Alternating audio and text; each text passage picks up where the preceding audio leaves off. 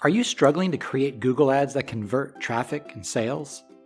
Why waste money on failing ads? Instead, just copy or improve upon what your competitors are already doing.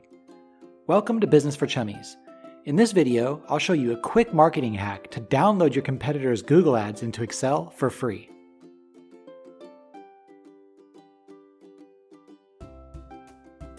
AdMiner is a free Google Chrome extension that allows you to save your competitors' Google ads and site links directly into a spreadsheet. First, install the free AdMiner extension to your Google Chrome browser. This is a safe extension available from the official Chrome web store. See the link in the description. Next, search for your keyword or keyword phrase in Google. The search results will load, including ads from businesses targeting those keywords.